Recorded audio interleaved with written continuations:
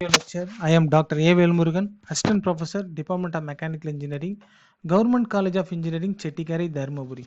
In this video lecture, from upcoming semester Thermal Engineering 2, Unit 3, Steam Turbines. Previously, we have discussed about the Unit 1, Unit 2. Unit 1 is steam nozzle, Unit 2 is steam boilers, Unit 3 is steam turbines. From Module 1, we have discussed about the introduction of the steam turbines, the principles of the steam turbines, classification of the steam turbines from reaction turbine, impulse turbine, reaction and impulse turbines, and application of the steam turbines. From that slide, we have discussed about the Unit 3 steam turbines. From the list of contents is classification of the steam turbine, impulse turbine, reaction turbine, and the compounding turbine. Before we have discussed about the classification of the steam turbine, first of all, you should know what is meant by prime mover. Prime mover is any source which drives any other machine is called prime mover. For the examples for the prime mover is a fan and a pump. Fan is generally used for the household applications. How to rotate the fan with the help of that motor. That motor is a prime mover. From that pump also using from the household application, we have to lift the water from lower level to higher level from this tank with the help of that motor. That motor is a prime mover. The prime mover is a useful application, that is a steam turbine, and from the internal combustion engine also, that is a prime mover is a useful applications. That is a classification of the steam turbine, that is a impulse turbine, reaction turbines, and the compoundings of the turbine is pressure compounding, velocity compounding, and pressure and velocity compounding. Before, from this figure we have discussed about the steam turbine, how to rotate the steam turbines with the help of the high velocity of the steam. From that axial motion, that is generally the steam turbines are in the axial motion. From that blades are rotated in the circumferential motions. So the high pressure, that the high temperature steam relieved from the boiler, it will goes to the nozzle. From the nozzle, that is a high velocity steam is impinges in the blade of the turbine blade to rotate the turbine blade with high velocity. From that changing in the momentum of the blade, from that we have to rotate the high velocity of the blade, means from that pressure energy, or that is a potential energy, is converted into kinetic energy. The kinetic energy is converted into mechanical energy to useful shaft work. From that steam is, from that kinetic energy of the steam is converted into mechanical energy to working to rotate the turbine for the useful shaft work. From that high pressure steam, from that high velocity steam is impinges from the turbine blade. From that impulse turbine, that is the pressure drop is occur on the nozzle, but in the moving blade there is no pressure drop, but in the nozzle there is high velocity in the impulse turbine. Generally the turbines are rotated from the high velocity turbine is, the initial velocity of the turbine is rotating from 1100 meter per second, and the turbine blade is rotating from the 30,000 rpm.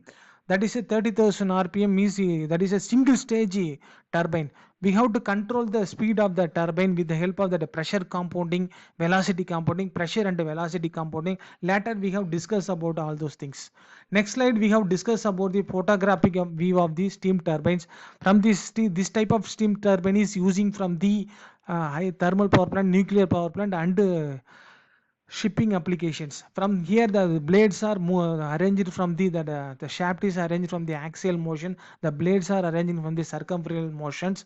Here the nozzle and other devices are coupled with the turbine casings. So the photographic view of the rotating blade in the turbine and stationary blade in the turbines.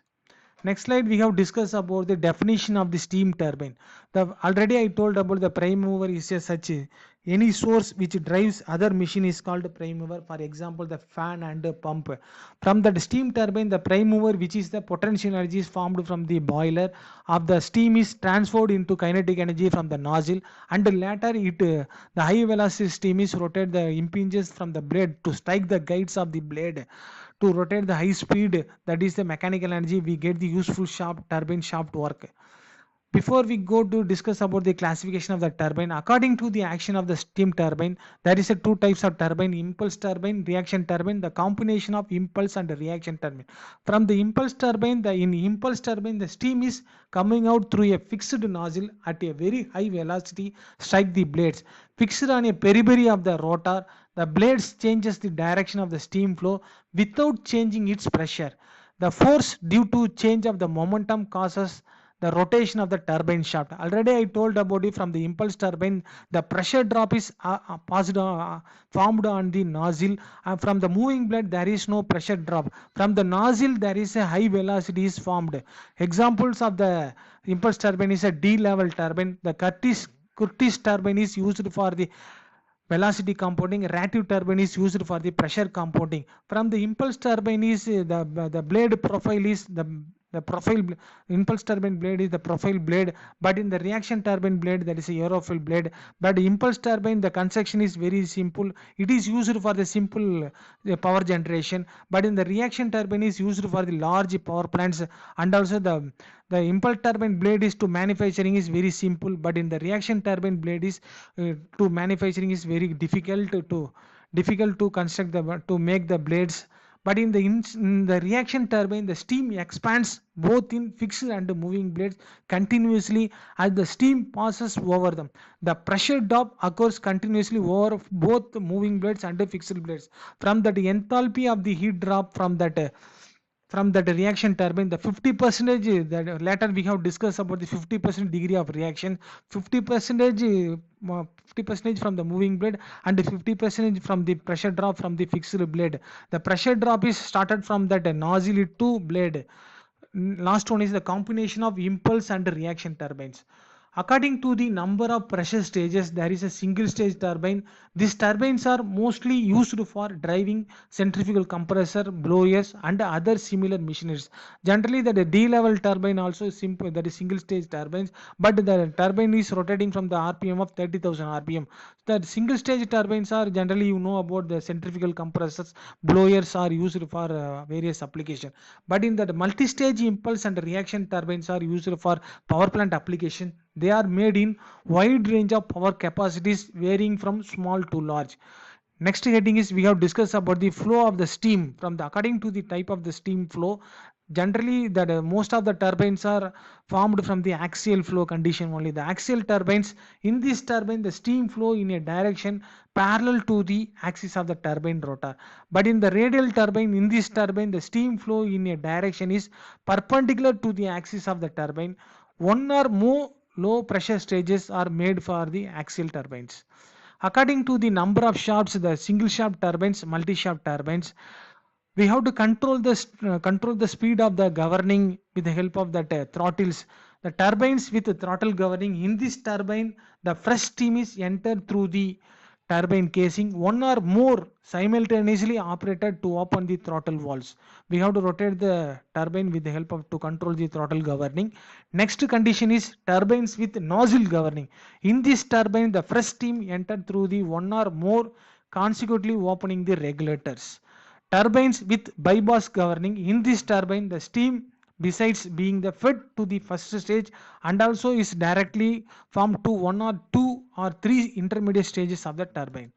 Next slide we have discussed about the according to the heat drop process. From that heat drop process already told from the pressure drop from that impulse turbine or reaction turbine, the pressure drop is occurred from the impulse turbine. The pressure drop is formed in the nozzle section, but in the moving blade there is no pressure drop from the impulse turbine. That is the high pressure, that is the pressure drop is goes to the from the condenser conditions. There is a 0.01 bar that steam is directly goes to the feed water heating for useful application. The latent heat of the exhaust steam during this process of condensation is completely lost in this turbine. From that next heading is condensing turbines with one or more intermediate stage extraction. In this turbine, the steam is extracted from intermediate stages for industrial heating purposes.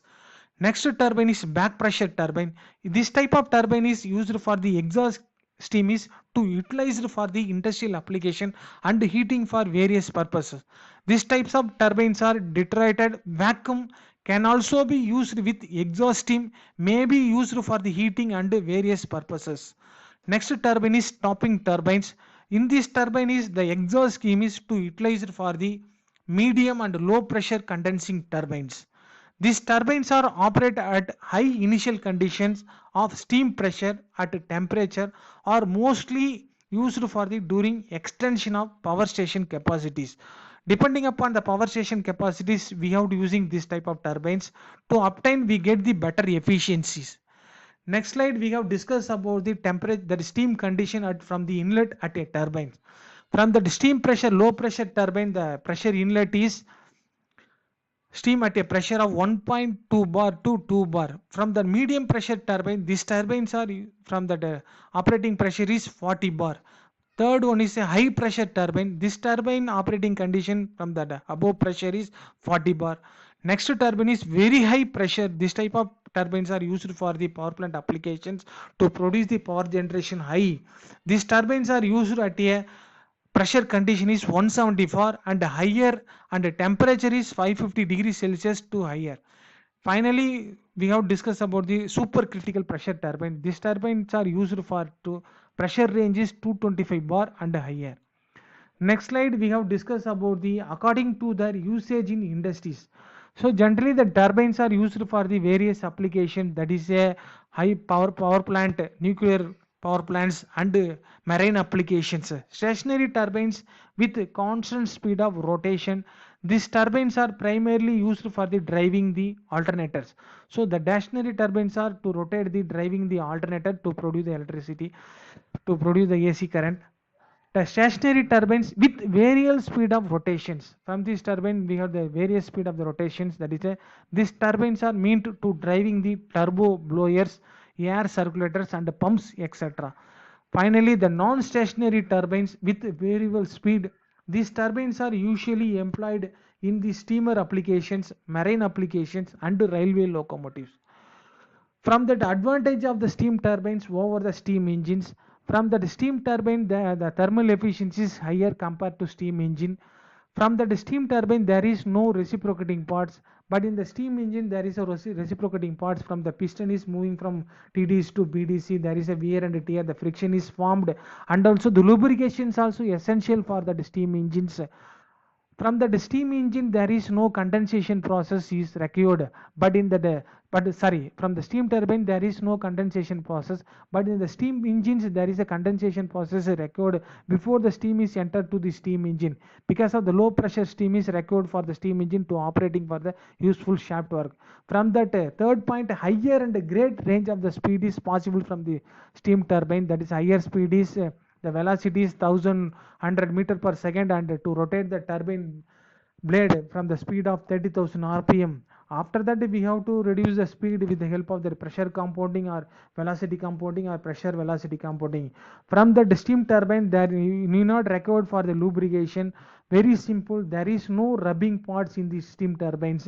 From the power generation, that is get the uniform rate, and there is no flywheel is required for the, that is the turbine shaft is connected to the directly connected to the generator to produce the electricity. The steam consumption in rate is very less compared to steam engines. Steam turbine, that steam consumption rate is very less. It is very more compact and require less attention during the operation. It is more suitable for the large power plants.